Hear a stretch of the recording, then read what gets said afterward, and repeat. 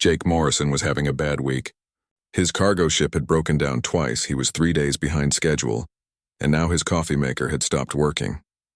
He sat in the pilot's seat of his old freighter, staring at the endless stars outside the window. The ship's name was the Lucky Star, though Jake often joked there was nothing lucky about it.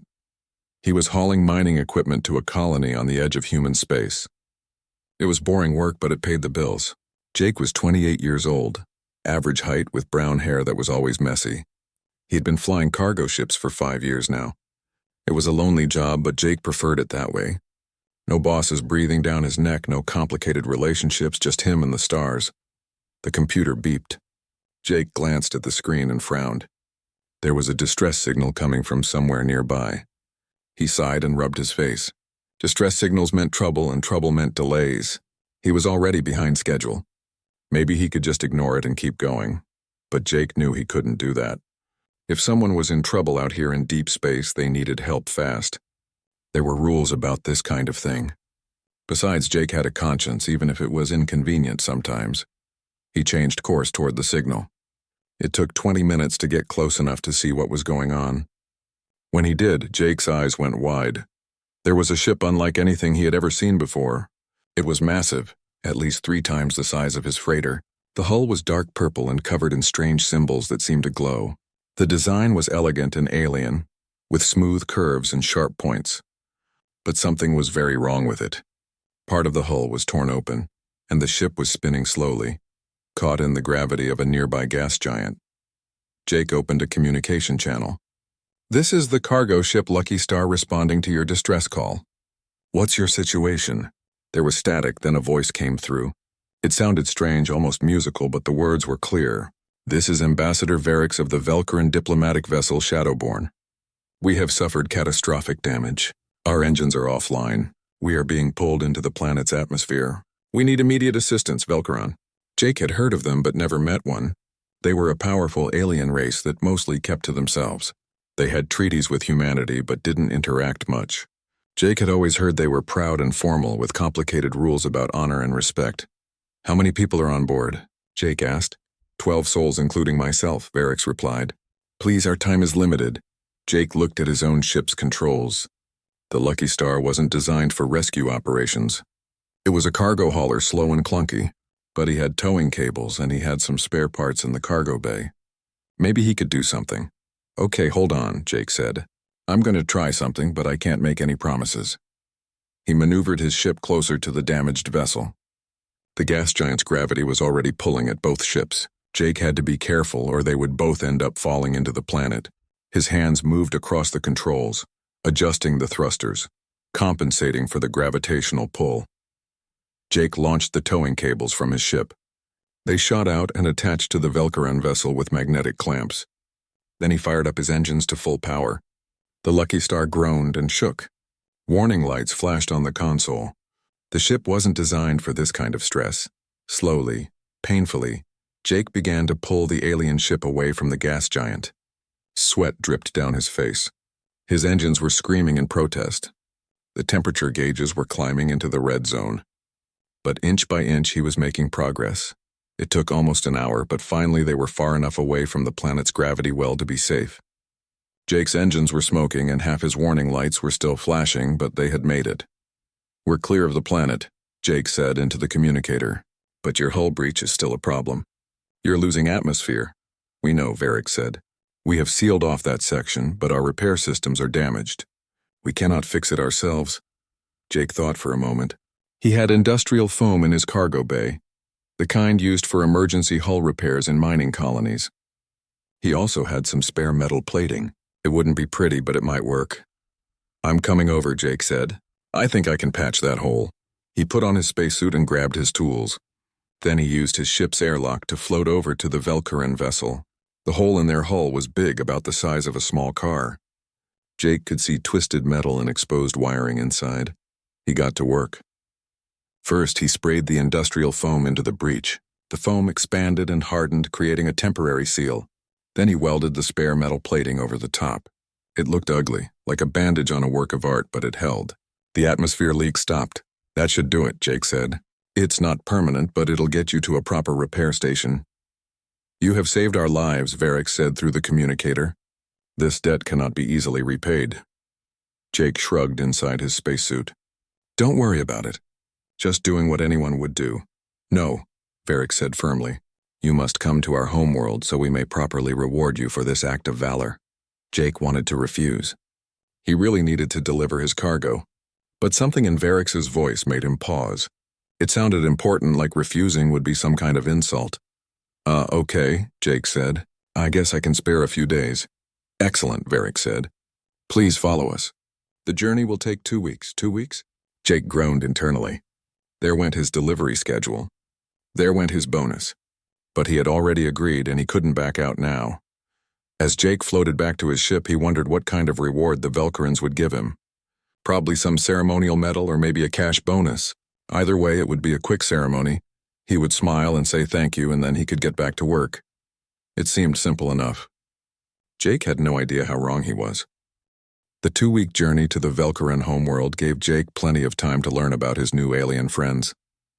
He spent hours reading through the ship's database trying to understand their culture. What he learned made him nervous. The Velkarans took honor very seriously.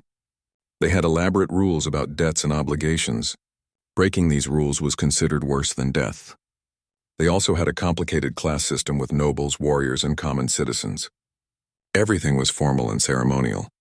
Jake, who usually wore old flight suits and ate sandwiches for dinner, felt very out of place. During the journey, Varric sent him daily messages thanking him again and again. Each message was more flowery and formal than the last. Jake tried to reply in the same style, but he usually gave up and just wrote, "You're welcome," in different ways. Finally, they arrived at the Velkaran homeworld. Jake's jaw dropped when he saw it through his window. The planet was beautiful, with purple oceans and silver land masses. Cities of crystal spires stretched toward the sky, glowing with soft light. Ships moved through the atmosphere in perfect formations. Everything looked ancient and advanced at the same time. Jake followed Varric's ship down to the main city. When he landed at the spaceport, there was already a crowd waiting. Hundreds of Velkarans stood in neat rows, all wearing formal robes in different colors. Some held banners with symbols Jake didn't recognize. He stepped out of his ship and immediately felt underdressed. He had put on his cleanest flight suit and combed his hair, but compared to the Velkarans, he looked like he had just rolled out of bed. The Velkarans were tall and slim, with pale skin that seemed to glow slightly. Their eyes were large and came in shades of silver, gold, or red. Many had long hair in white, silver, or black. They moved with grace like dancers. Jake felt clumsy just standing next to them. Varric approached. He was wearing elaborate robes of deep blue with gold trim. "Welcome to Velkara, Jake Morrison.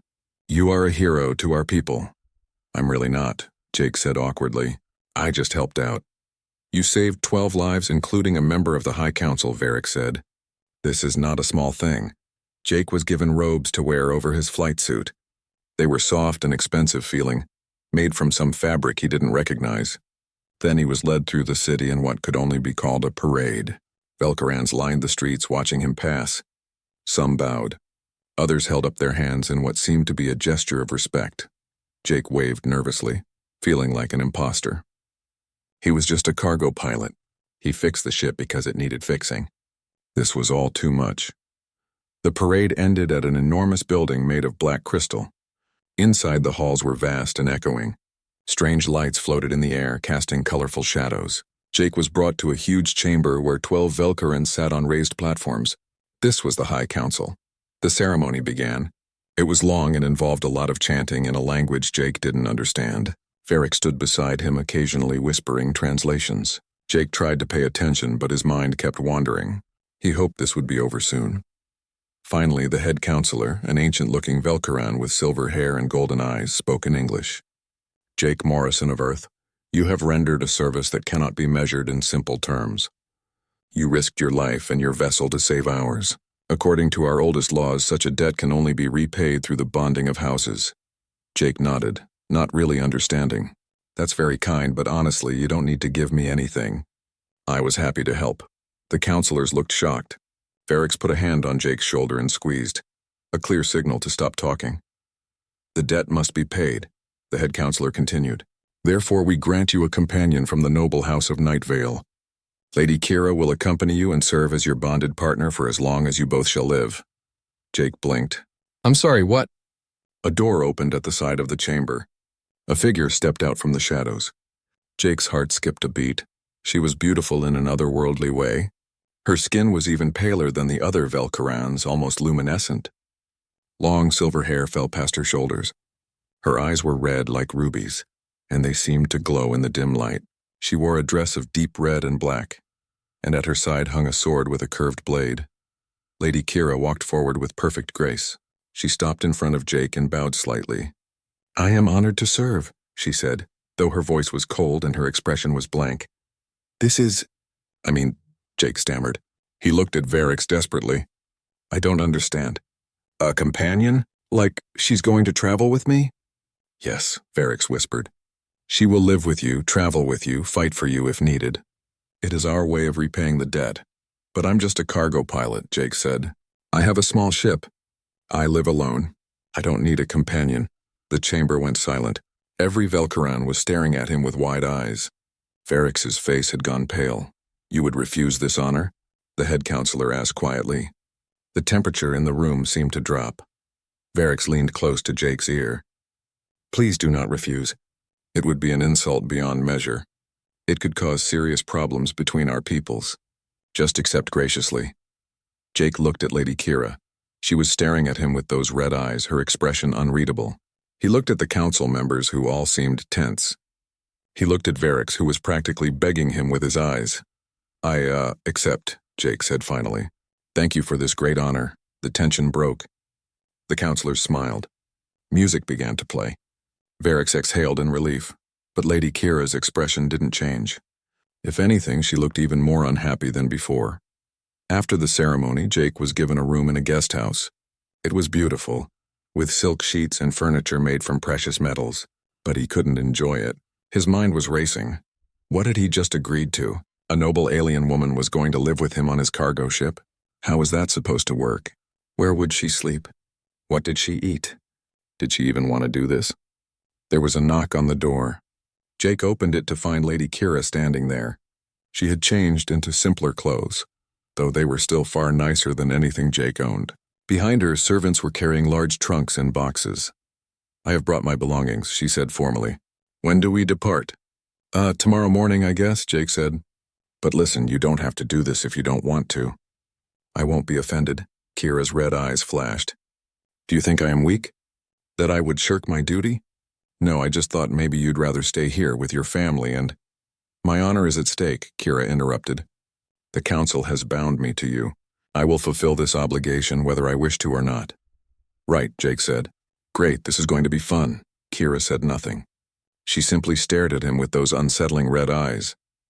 Jake realized then that thinking the reward would be simple had been a huge mistake. His life had just become very, very complicated. The first problem appeared before they even left the planet. Kira's belongings took up half of Jake's cargo bay. There were trunks of clothes, weapons, books, strange devices, and something that looked like a coffin, but was apparently a sleeping pod. "Does all of this really need to come?" Jake asked, staring at the mountain of luggage. "Yes," Kira said simply. "These are the essentials." Jake didn't argue. He helped the servants load everything onto the Lucky Star. His small cargo ship suddenly felt even smaller. The second problem came when Kira saw her quarters. Jake had given her his bedroom, which was barely big enough for a bed and a small closet. He would sleep in the pilot's chair from now on. Kira stood in the doorway looking at the tiny room. "This is where I am to sleep?" "It's the biggest room on the ship," Jake said defensively. "I know it's not a palace, but it will suffice," Kira said, cutting him off. She began unpacking her things with swift, efficient movements. Jake retreated to the kitchen area, which was really just a small counter with a food heater. He tried to make coffee, forgetting that his coffee maker was still broken. He cursed under his breath. "Is something wrong?" Kira appeared behind him silently. Jake jumped. "Don't do that," he said. "You move too quietly."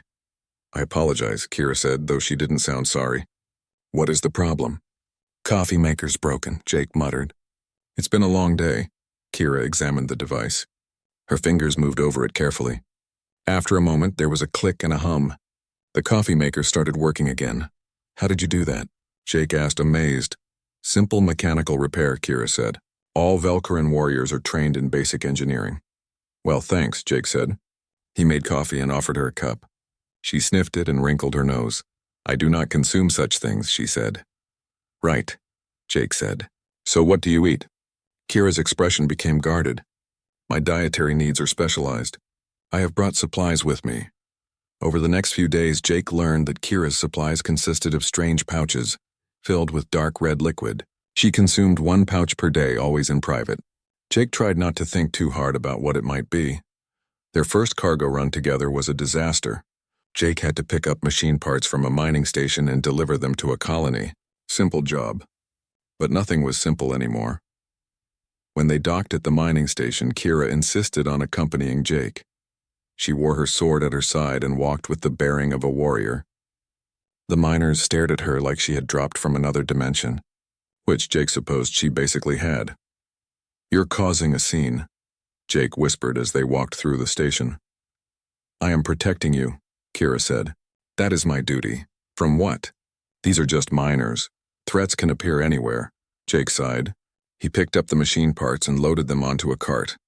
As they were heading back to the ship, 3 rough-looking men blocked their path. Nice sword, lady, one of them said with a nasty grin. Must be worth a lot. Move aside, Kira said calmly. Or what? The man said, stepping closer. What happened next was almost too fast to see. Kira moved like lightning. One moment the man was reaching for her sword. The next moment he was on the ground groaning. His 2 friends rushed at her. Kira dodged the first one, kicked the second one in the chest, and had her sword halfway out of its sheath before Jake could even react. Stop, Jake shouted.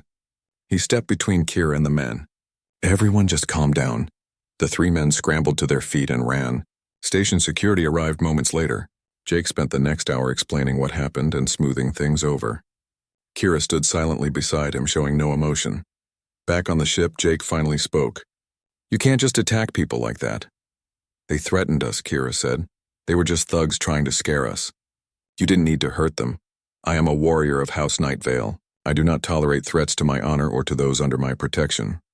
Well, out here, we try to avoid fights when possible, Jake said. Not everyone settles things with violence. Kira's eyes flashed with anger. You know nothing of honor. You are a simple cargo pilot who stumbled into heroism by accident. You do not understand our ways, and you don't understand my ways, Jake shot back. This is my ship. These are human territories. Maybe you should learn how we do things.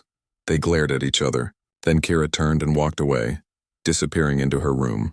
The door closed with a firm click. Jake slumped in his pilot's chair. This was going to be a long partnership, but slowly things began to change. A week later, they encountered another problem. The Lucky Star's engine started making a strange noise. Jake spent hours trying to figure out what was wrong, getting covered in grease and frustration. Kira appeared in the engine room. May I assist? Jake was too tired to argue. Sure, why not? She examined the engine with those sharp red eyes. This component is misaligned, and this seal is damaged. Together, they fixed the problem. Kira's precise movements and engineering knowledge combined with Jake's practical experience. The engine purred smoothly afterward. Thanks, Jake said, wiping grease from his face. That would have taken me all night alone. Kira nodded. You are welcome. It was the first civil conversation they had in days. After that, they started working together more often. When pirates tried to hijack them near an asteroid field, Kira's combat skills and Jake's piloting combined to drive them off.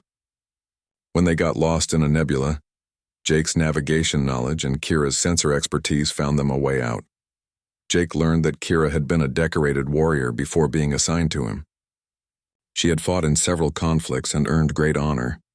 Being sent to babysit a human cargo pilot was, in her mind, a demotion. She was frustrated and angry, stuck in a life she never chose. Kira learned that Jake had become a cargo pilot after his parents died in a transport accident. He kept to himself because he was afraid of getting too close to people and losing them. His lonely life wasn't entirely by choice.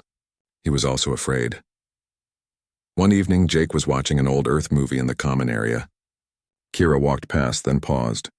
What is this? Movie from Earth, Jake said. It's a Western. You probably wouldn't like it. May I watch? Kira asked. Jake was surprised but moved over on the small couch. Sure, They watched in silence for a while. The movie was about a gunslinger protecting a small town from bandits. He fights with honor, Kira observed. Yeah, the hero always does in these old films, Jake said. Your people value honor too, then. Some of us, in our own way. When the movie ended, Kira stood to leave. At the door, she paused. Thank you for sharing this with me.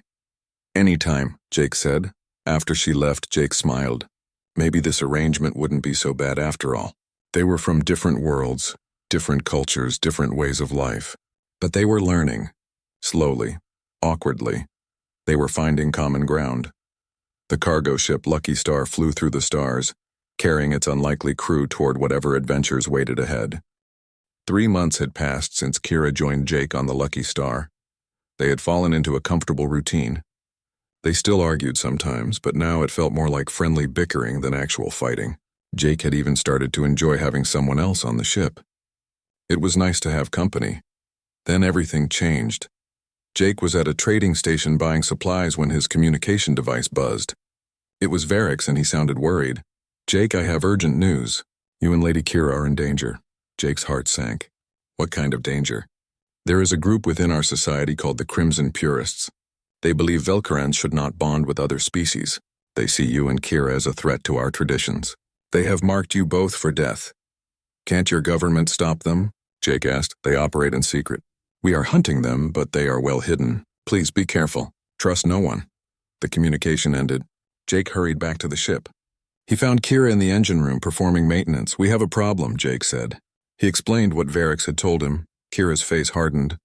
The Crimson Purists. I have heard of them. They are fanatics, dangerous ones. What do? We stay alert. We prepare for an attack. 2 days later, the attack came. Jake and Kira were at another trading station, a busy hub near the border of Velkaran space.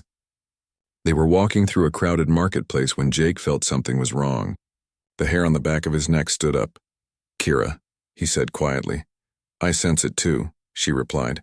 Her hand moved to her sword. 3 figures in dark robes emerged from the crowd. Their faces were hidden, but Jake could see their red eyes glowing beneath their hoods. They moved with the same grace as Kira, clearly trained warriors. Run, Kira shouted. They ran through the marketplace, knocking over stalls and pushing through crowds. The assassins followed, moving impossibly fast. Jake's lungs burned. He wasn't used to running like this. One of the assassins caught up. Kira spun and drew her sword in one smooth motion. The clash of metal on metal rang out. She fought with incredible skill, her blade moving in patterns too fast to follow. But the assassin was also skilled. They were evenly matched. Jake, go, Kira shouted while fighting. Get to the ship! I'm not leaving you. Another assassin appeared in front of Jake. He barely dodged the blade aimed at his chest. The assassin struck again. Jake rolled behind a market stall, his heart pounding.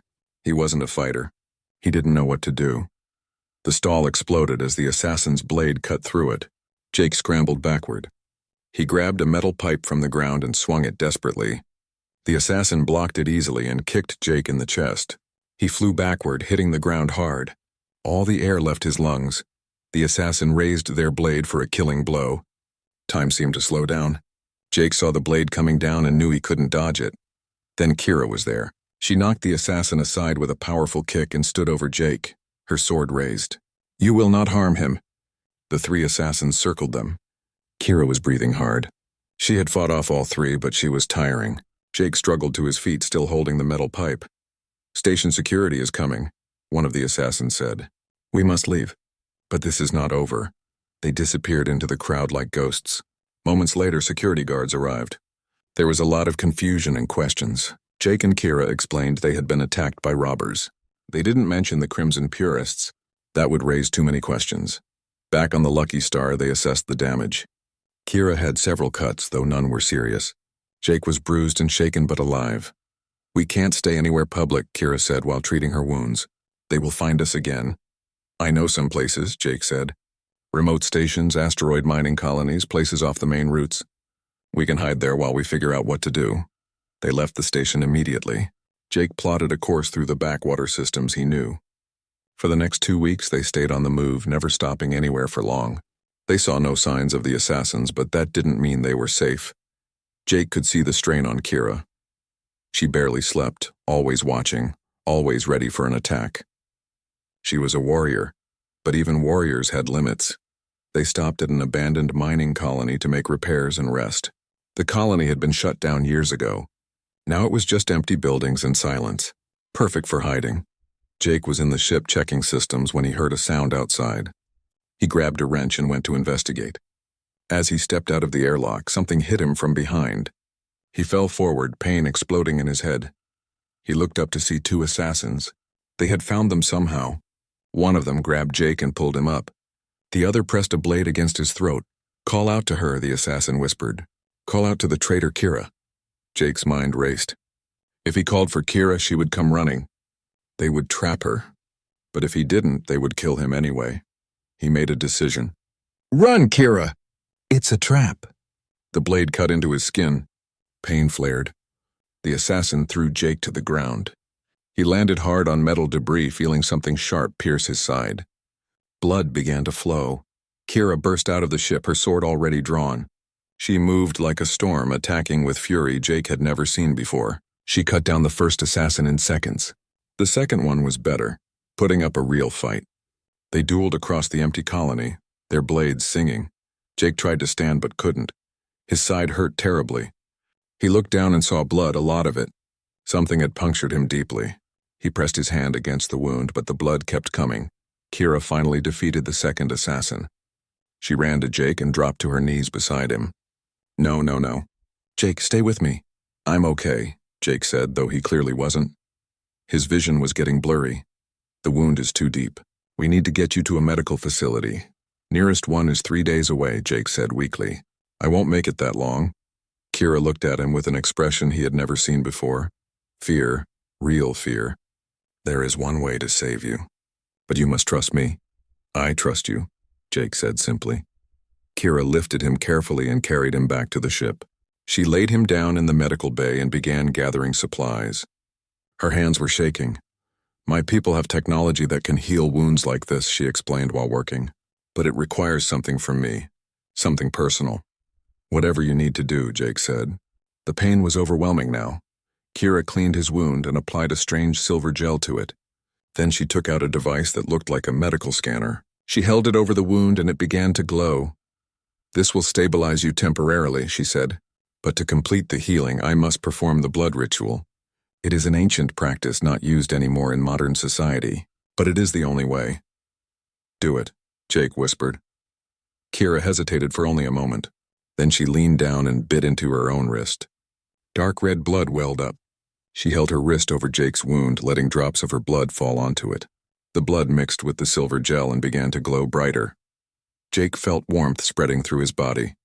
The pain began to fade. Kira then pressed her wrist to Jake's lips. "Drink just a little." Jake did as she said.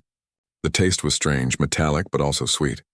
As soon as he swallowed, he felt a surge of energy. His wound began to close right before his eyes. The bleeding stopped. The pain vanished. But something else happened too. He could feel Kira's emotions, her fear and worry for him. He could sense her presence like never before. They were connected now, truly bonded. Kira pulled her wrist away and bandaged it. She sat back, looking exhausted. "It is done. You will live." "What did you just do to me?" Jake asked, sitting up slowly. "I created a blood bond. You now have trace amounts of Velcaran biotechnology in your system. You will heal faster, be stronger, and we are connected. I can feel you and you can feel me." Jake could indeed feel it. It was like having another sense. He knew Kira was tired and worried. He knew she cared about him more than she had ever admitted. "Thank you," Jake said. "You saved my life." "You saved mine first," Kira replied. That is what bonded partners do. They sat together in the medical bay, connected in a way neither of them had expected, knowing that everything had changed between them. Jake woke up the next morning feeling different. His body felt lighter, stronger. When he looked in the mirror, his eyes seemed brighter. The wound in his side was completely healed, leaving only a faint silver scar. Kira was in the common area, making breakfast. She looked up when Jake entered. Through their new bond, he could feel her relief that he was okay. "How do you feel?" she asked. "Good. Really good, actually." "Is this permanent?" "Yes, the biotechnology has merged with your cells. You will have enhanced healing and slightly improved reflexes for the rest of your life. The bond between us will also remain." Jake sat down. I can feel you in my head. Not your thoughts, but your emotions. And I can feel yours, Kira said softly. I know you are not angry about what I did. I'm grateful, Jake said honestly. But what does this mean for us? It means we are truly bonded now, not just by duty, but by blood. In Velcaron culture, this is sacred. It is permanent. They sat in silence for a moment, processing this new reality. Finally, Jake spoke. We can't keep running. The assassins will find us again. I know, Kira said. But what can we do? The Crimson Purists are powerful and hidden. Jake's mind was working.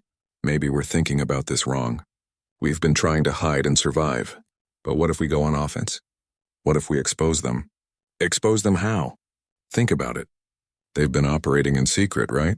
Making unauthorized kills in neutral space. That's illegal, even in Velcaran law. If we could gather evidence of their crimes and make it public, your government would have to act. Kira's eyes widened. That could work. But it would be dangerous. We would need to get close to them. I know some people, Jake said. Information brokers, hackers, people who can dig up dirt on anyone. And you know Velcaran society. Together, we might be able to do this. They spent the next week planning. Jake contacted his network of contacts across the galaxy. He called in favors, paid for information, and slowly pieced together a picture of the Crimson Purists' operations. They were a larger organization than anyone had thought, with members in the military and government. Kira used her own connections within Velcaron society. She reached out to old friends and allies, people who still respected her despite her bonding with a human. She gathered inside information about the Purists' activities. They discovered that the Crimson Purists had been operating for years, eliminating anyone they saw as a threat to Velcaran purity. They had killed dozens of people, Velcaran and alien alike.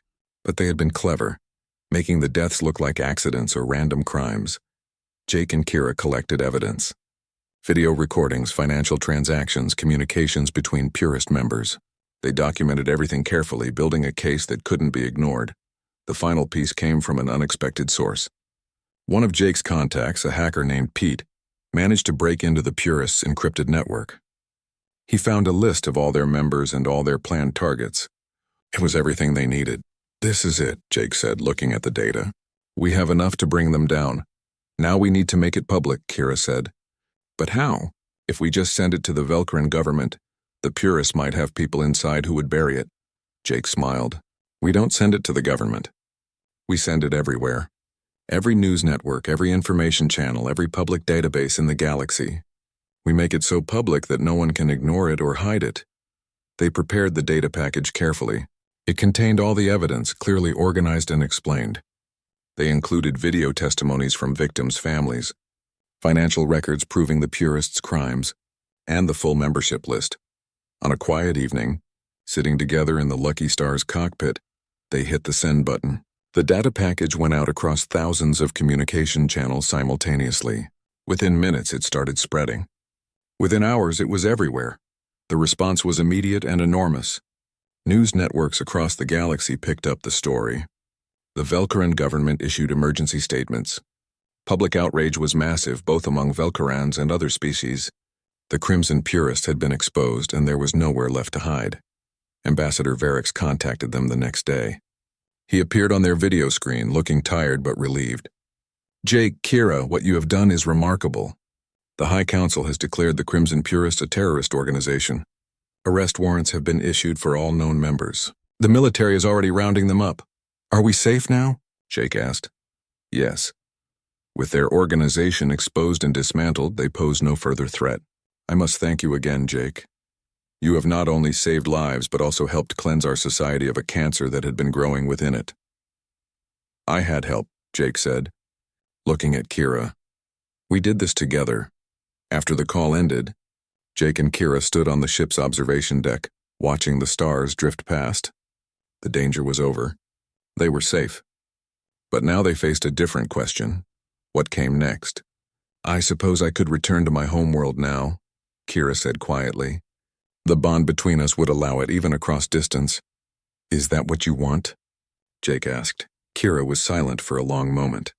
Through their bond, Jake could feel her uncertainty and something else, something warm. No, she finally said.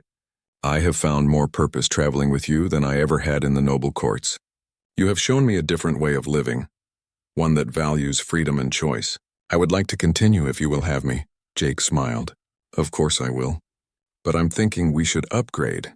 The Lucky Star is getting old, and now that we've become famous for taking down a terrorist organization, I bet we could get some better contracts. Maybe we could get a bigger ship, one with actual rooms instead of closets." "What kind of contracts?" Kira asked.